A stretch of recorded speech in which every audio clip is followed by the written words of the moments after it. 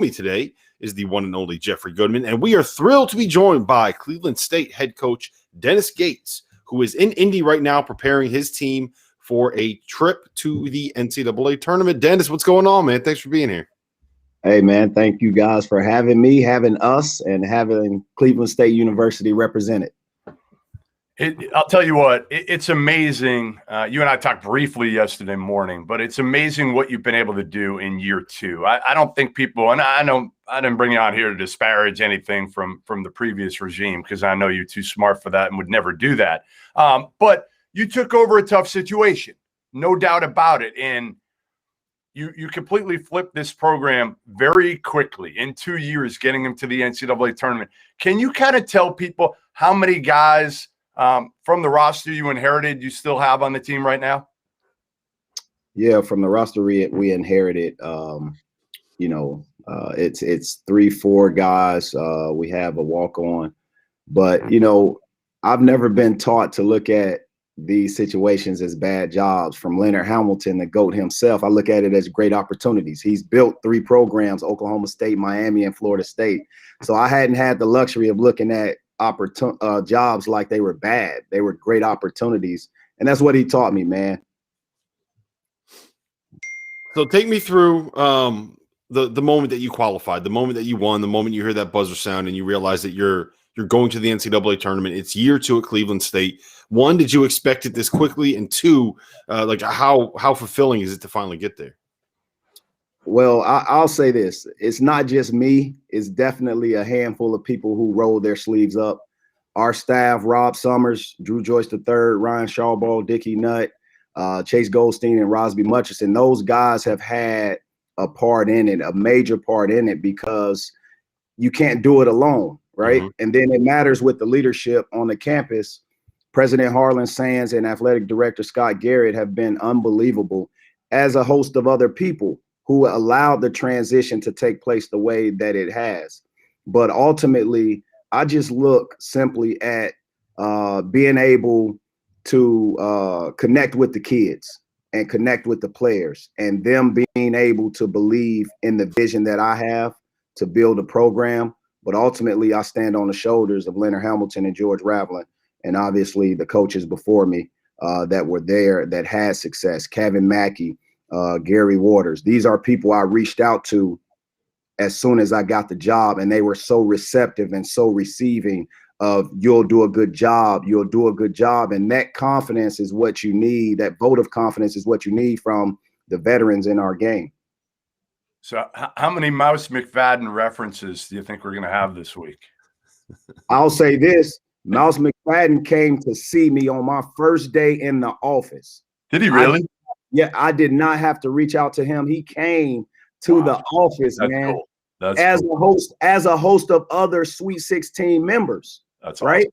Sean Hood, Pat Vianchek, all those guys came back and really embraced us. Norris Cole gave me a call as soon as I got the job. There's tradition there that speaks volumes for Cleveland State. But ultimately, the most important thing that I look at, Jeff, is this, man. John McClendon got his first opportunity at Cleveland State University to be the first Black coach at a predominantly white institution in 1966. The first thing I did when I got to the city was go to his gravesite. Wow. That's very cool. No, again, people don't understand the tradition at Cleveland State. Mm-hmm. They don't. I don't think. I mean, again, because, I think some of the older guys like me, some of the young bucks like Rob maybe don't. I know Norris Cole.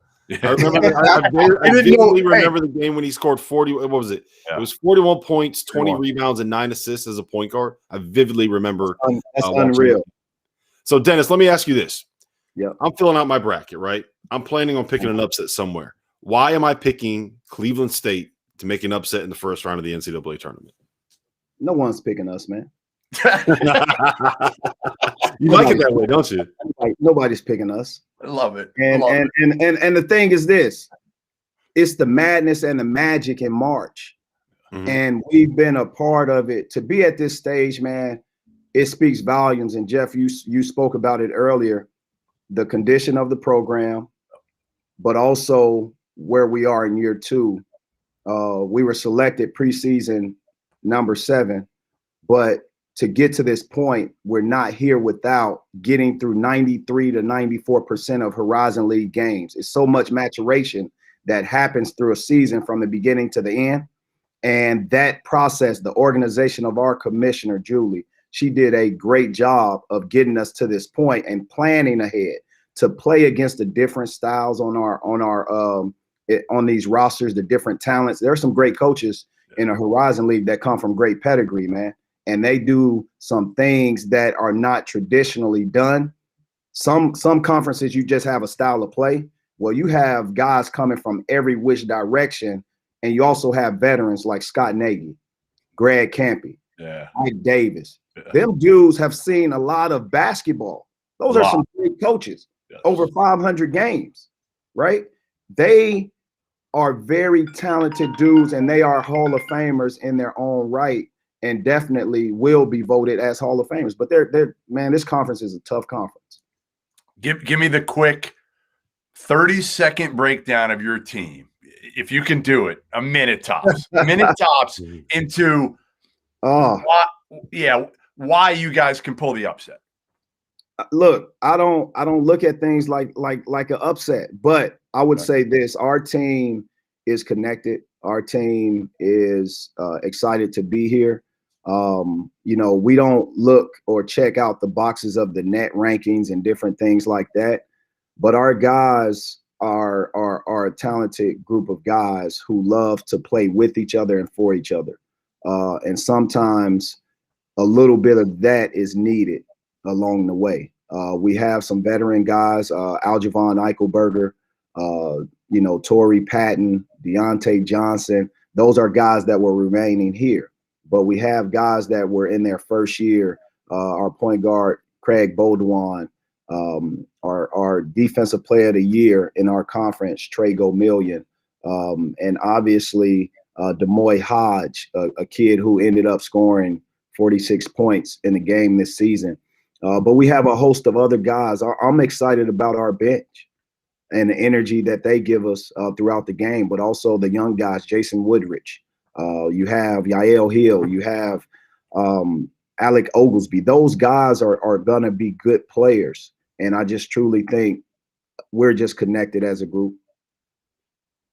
So I know you don't want to talk about this, but I have to ask you just because I think it's fascinating. I'm not going to ask you about job stuff, okay? Because everybody knows you're in the mix for some jobs, whatever. I know you. We talked about it yesterday morning. You don't want to talk about that. You want to be focused. But I think it's hilarious how Boston College is open right now. And your wife is a senior. I didn't even know this until like 2 months ago. Somebody told me, yeah, Dennis Gates' wife is a senior associate AD. The first thing I thought about is, wait, Dennis is coaching in Cleveland. His wife's living in Boston. How are they doing this? How tough is it? Yeah, it's tough, but it's done in several other industries as well. Because, she has a dream and I have a dream, and, it would have been selfish for either of us to put pressure on pursuing or not pursuing that dream.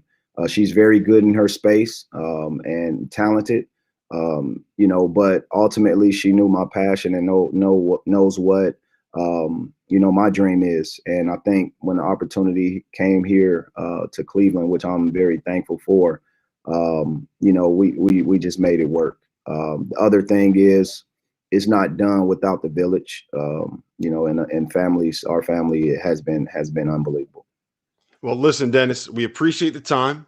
It's been great hearing from you. I need you to do me one favor, though. What's the guy that? that coached me in college is named Todd McGinnis. He's at Case Western University. I know Todd. Next time you see him, I need you to pass on a message for me. Tell him I said that he still can't guard me. Can you do that for me? Hey, I definitely will let him know that. But I want to say thank you guys for having me, without a doubt. I got this for you. Hey, I see my alma mater is definitely represented. Jeff, I appreciate that. Go Bears, but definitely Viking Nation, stand up, go Vikes. We're excited to be here, excited to represent the Horizon League. Congrats, man. Congrats. Enjoy it. And I'll wave to you next week in Indy when I get there from way up. Thanks a lot, man. I appreciate you guys. Thanks, Dennis. Yes. Thanks, Dennis. Appreciate it, man.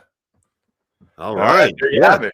Yeah, we're rolling with this we week. are 2 for 2 on good ones. 2 for 2. Yeah, like this has been good. I think we got to line somebody up maybe for tomorrow. Well, we got someone. I got it lined up. We're good to You go. already got one for tomorrow. Should I say it? Should we say it? I No. mentioned it to you the other day. It's who I mentioned the other day. Nope, don't say it. Just all right. Surprise everybody every day. So look, I got to tell you, yesterday was such an unbelievably great day of basketball, right? Yeah. And I came on the stream fired up yesterday. You remember that, right? Fired up about the game. Fired up was an understatement. Mood. Fired up with great mood. We had it was the perfect day of basketball. I'm reminded why Stanford Steve came on here and basically said, like, yeah, Thursday the championship week is better than Thursday the NCAA tournament. He's wrong, mind you. He's wrong. He is wrong, but I understand the argument because yesterday was so much fun. And between the basketball games, between the 1-year anniversary of everything blowing up, getting March hoops back, and the announcements that not only are we getting those stimulus checks coming soon, but every adult American is going to be able to be eligible for a vaccine starting May 1st. It's just it finally feels like we can see the light at the end of the tunnel for this thing. So I don't know. I'm in a great mood today. You're in a great mood because you made money yesterday. You talk to Dennis Gates. It doesn't get better than this, Goodman. You made money yesterday, Rob. That's why you're. I crushed it. Did I send you the graph? Yeah, I'm back in the positive. I'm back in the green. We it's did. Amazing. I'm positive money. Look, it's hilarious because like my bet chart on BetSperts is like this. It's like a roller coaster. But like I'm in the green now. I'm in the green. I'm average. Like my picks are like 40% correct, like 48%.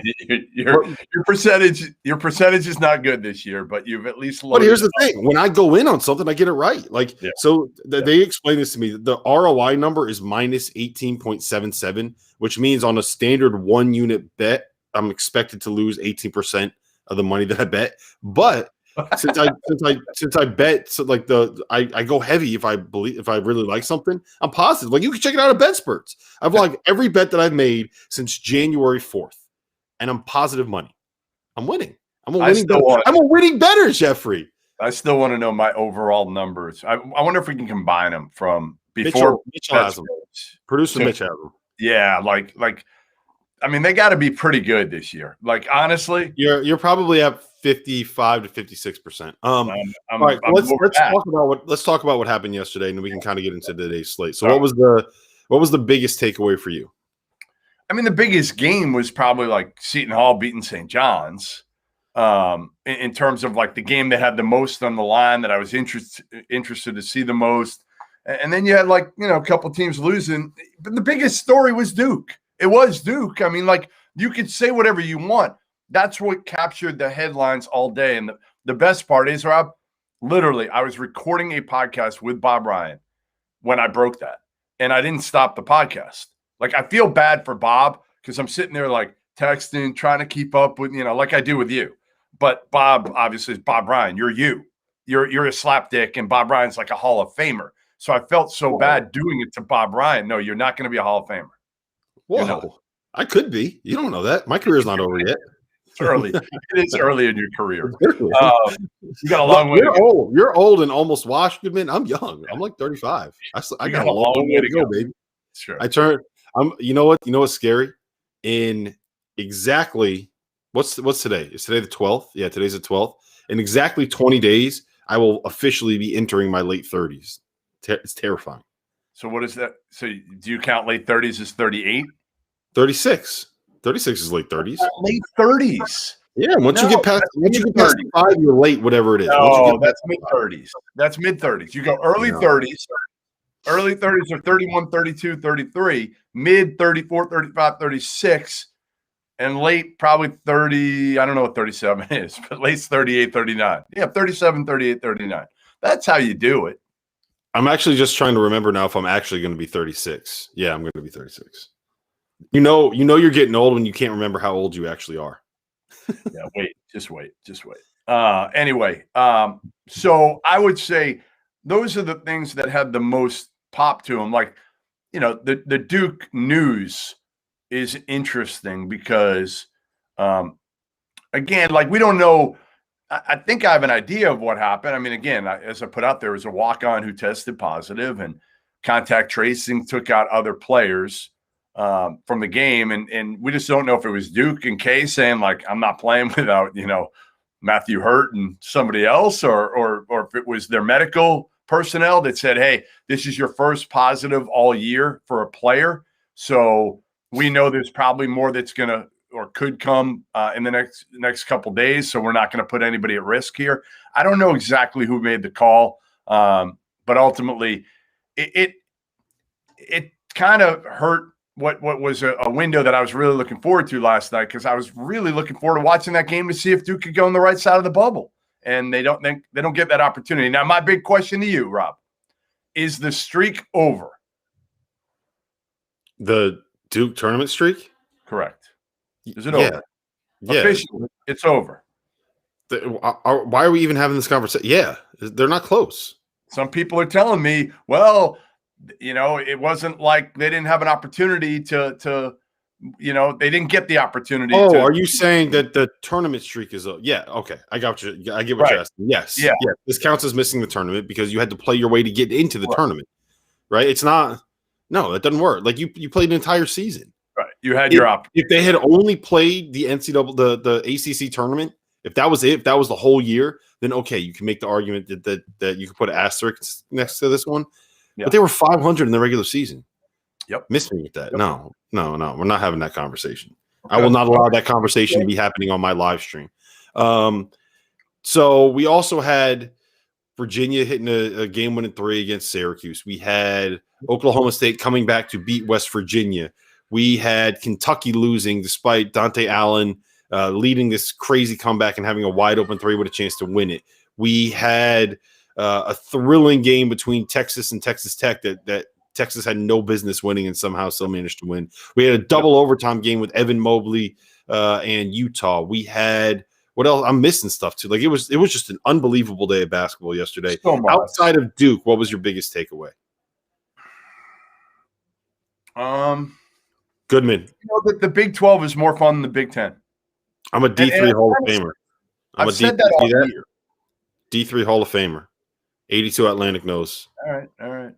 I just feel like the Big 12, we've said it all year.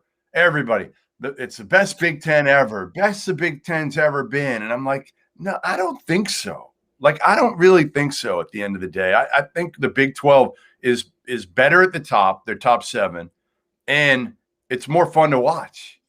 Like, again, I can watch Cade all day. I can watch Baylor all day.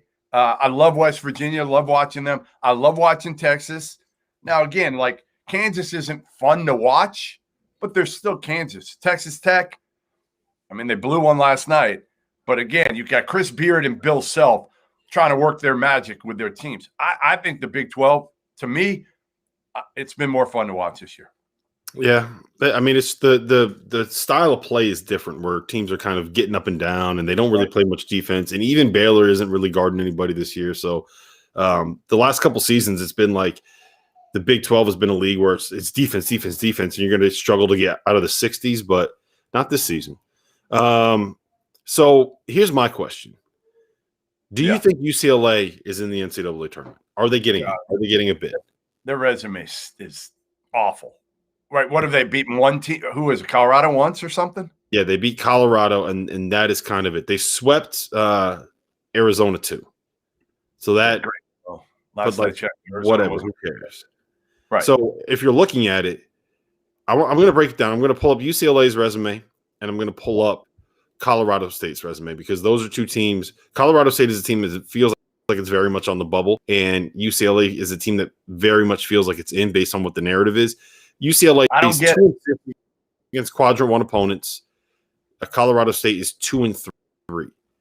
UCLA has 5 wins. They're 5-8 against the top 3 quadrants. They also have that loss to Oregon State in the Pac-12 tournament.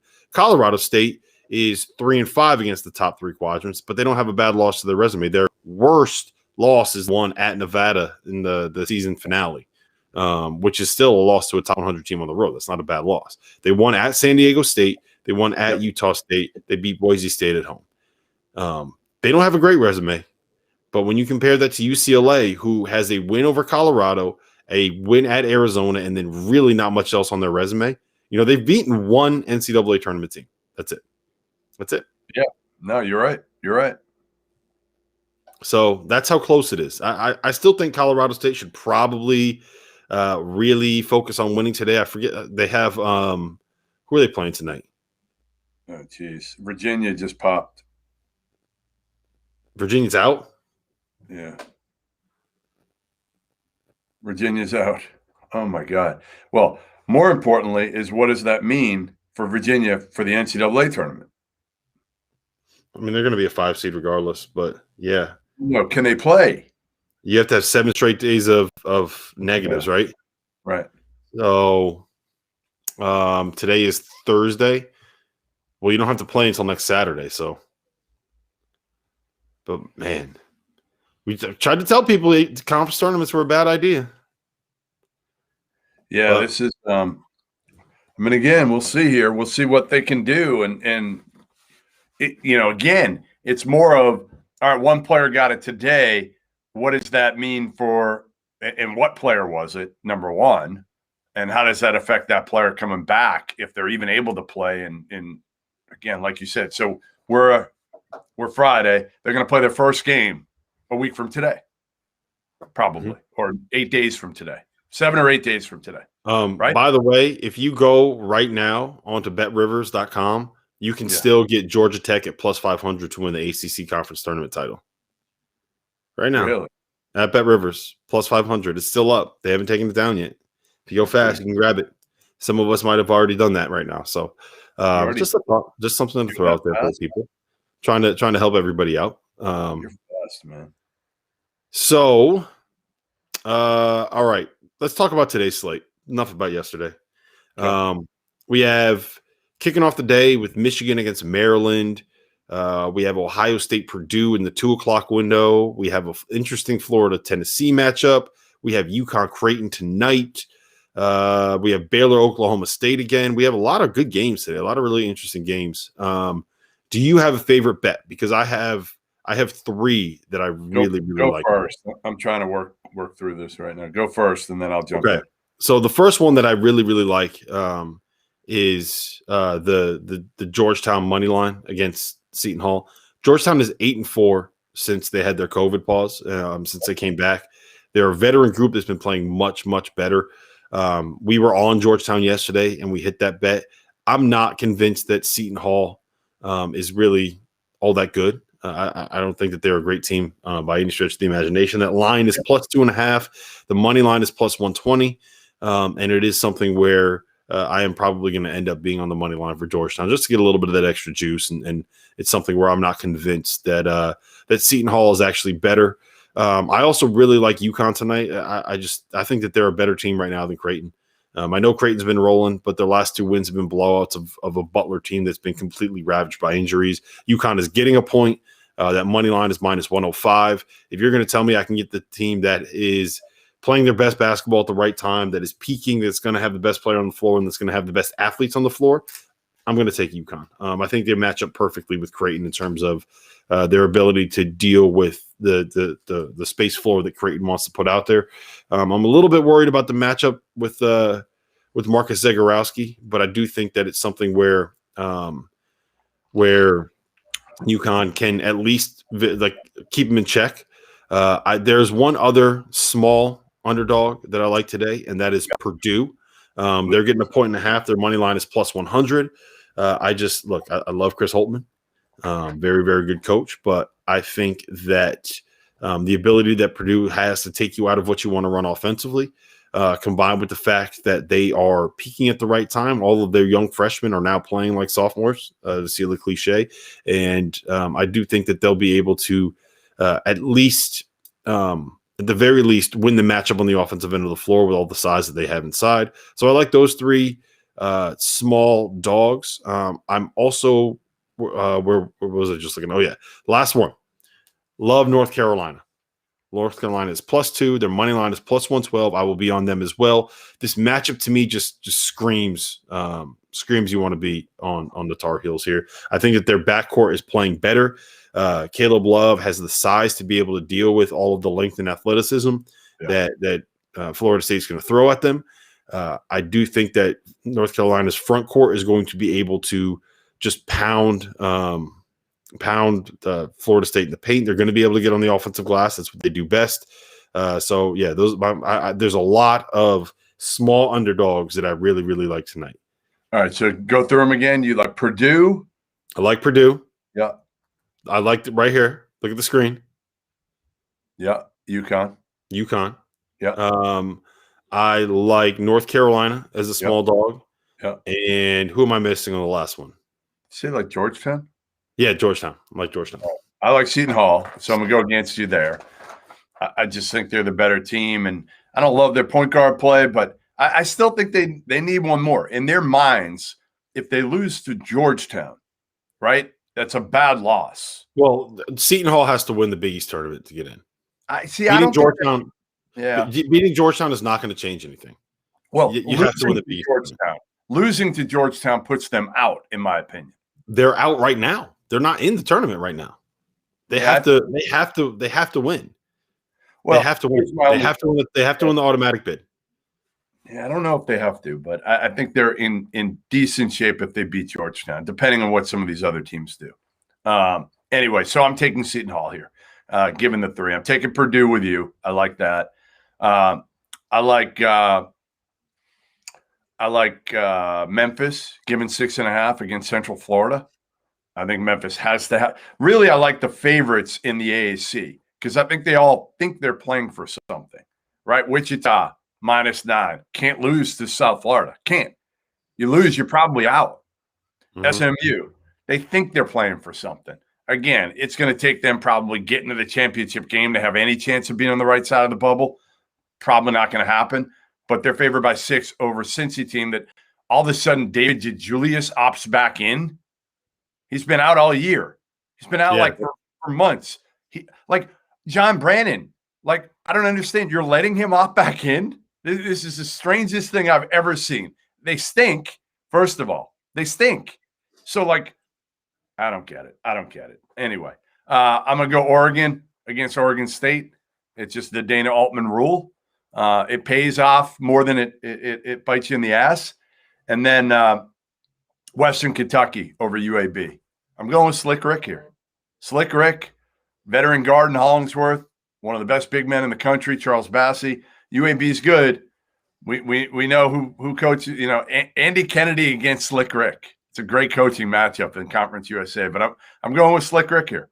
I just texted AK that you're picking against them, which is going to guarantee the win. So I'll take UAB there. All right. Just my favorite daily double, whatever you want to call it today, is Seton Hall and Iona. All right. Your favorite daily double? You're calling it a daily double? Okay. We call it a daily double. I am calling it a daily double because we got a little Rick Pitino and Kevin Willard action. And Slick Rick Pitino. So I'm going with both Slick Ricks too today. There's a lot of things. All the Slick Ricks. Slick Rick Pitino is given 6 in a huge coaching matchup against Greg Paulus. Okay. And if Slick Rick Pitino wins this one, he is one victory away from doing something that John Calipari and Mike Krzyzewski will not do this year, and that's go to the NCAA tournament. Mm-hmm. Imagine if Rick Pitino is in the tournament and Kay and Cal are not. It would just be like the ultimate 2021 deal already. Crazy. Yeah. So I'm thinking Iona giving 6. All right. There's a couple of other really, really interesting games that I do want to talk about before we get out of here. We have Texas and Kansas as the nightcap in the Big 12, and we have Oklahoma State and Baylor tipping off at 6:30 tonight in the first game of the Big 12 tournament today, which, by the way, did Fran Fraschilla call all 4 games of the Big 12 tournament yesterday? I'm pretty sure he did. He wasn't the only one. I feel like somebody else called all 4 in a league. They might have, but I just remember he was calling the West Virginia Oklahoma State game, and then I was listening to him call the Texas Tech game. I was like, has he been in there all day? Yeah, that's a long day. He crushed it though, man. It is, but again, Fran's a worker. Fran's a grinder. And, the thing that I like about Fran is that he's just completely associated himself with like Big 12 basketball to the point where it's like when there's a big Big 12 matchup on and it's not Fran Fraschilla on the call, I'm like, what's going on? Right. What do we do? It's like back in the day when when a big Duke game was on, you would just expect Dick Vitale to be on the call and you would just expect to hear his voice. It's when the Big 12 is on, I just expect to hear Fran Fraschilla. And when it's not him, it's kind of like, well, why are we doing this? Like, what's going on here? So shout out to Fran. All right. So I like Oklahoma State getting 9 in that spot. Yeah, I kind of do too. I mean, again, I just feel like they can win it by more than 9, but like, I don't know. Oklahoma State's playing so well right now. It almost feels like they're on a little bit of a mission here. Yeah, I guess. My big thing is that I don't think Baylor has been very good defensively since they came out of their pause. And I made this point again, and I'm not going to go on the rant about it again, but they're not as good defensively as they were when they went into the pause. And there's lots of reasons for that, and we can get into it. And I think that they'll find a way to figure it out. But when you're not great in rotation, you're able to give up straight line drives. That's like the one thing that Oklahoma State does really, really well is they have a bunch of guys that can make straight line drives to the basket. So I do like Oklahoma State in that spot. I think I like Texas too, just because not having McCormick's the one guy that they have so much trouble matching up with because of his size inside. Texas has swept Kansas so far this season. And they're able to match up. You know, the reason why Kansas had so much success against Oklahoma, especially in the first half, was because they were able to kind of go to some of their small ball lineups. And, you know, Mitch Lightfoot was really effective when they were able to get him post touches. I don't think that that's going to happen against Jericho Sims. I don't think that they're going to be able to create the mismatches with a front line that has Greg Brown and Kai Jones on it. So I really like Texas in that spot. Couple more. Arkansas laying 4.5. I think I like Arkansas there. I don't have a great feel on it. And Alabama laying 8 against Mississippi State. I don't know. Michigan laying 8.5 against Maryland. Do you like any of these? Not particularly. No, I don't love any of those. What do I like? Someone in the chat asked us the question earlier, by the way, on Eli Brooks. And I was listening to Brendan Quinn, the beat writer for the Athletic, Michigan's beat writer, was on our podcast with Stu Douglas yesterday. And he did not report any news, but he kind of insinuated that his feel is that the best case scenario is a return for the second weekend of the NCAA tournament, and anything before that should just be looked at as icing on the cake. Brendan is the kind of guy that if he's insinuating that, then I'm going to listen to what he has to say. Now, again, like we saw with Justin Moore, like this is the kind of thing that maybe he'll just be back and maybe he'll just play. If it's a sprained ankle, for the most part, that's kind of like a pain tolerance thing, right? Yep. Anything else? Anybody else have any questions in the chat? Anyone else think we got any wins? What do you guys think? Hey, what are you guys liking this? Bringing on somebody at the beginning of because we want to make sure we're kind of doing this for you guys. So if it's something you'd rather not have, let us know. Obviously, we've locked in somebody for tomorrow, but we can do it even early next week in the off days on Monday, Tuesday, Wednesday. I'm sure we can get somebody every day. We can get some coach or somebody. So let us know. Let us know on that. Yes, you guys want it? Good. One last thing, Jeff. So I have been Adam. You missed it. Western Kentucky. Go with Slick Rick. Both Slick. And to answer mid-major Matt, do you guys think Syracuse is in? I think that at the end of the day they will get in. I'm not. I think it's going to be a sweat, and I would not be surprised if they ended up in the playing game. But I do think that they will probably get in, pending what happens in some of these other smaller conference tournaments. Last thing I want to mention, Jeff, is there's this fundraiser called the Husky Ticket Project, which is something that UConn Twitter does. You've participated in this, where they have people just take shots of hot sauce. You post a video onto Twitter, and then you say a link to the Husky Ticket Project, and it's just kind of to raise awareness and try to raise money. They've raised something like $70,000 since January for this, and their goal is to make $7,000 during the Big East tournament. Throughout March, I'm making a hot sauce bet with a fan of every team that UConn plays in March. So I beat Chris Childers, the radio host that is a DePaul grad, yesterday. So he's taking a shot at hot sauce today. So I'm looking for a Creighton fan to challenge in a hot sauce taking contest. A hot sauce shot taking contest. Why don't you just have Jehens find some hot sauce in Lithuania? I might have to do it. I'm going to tweet out about needing a Creighton fan. How about Doug McDermott?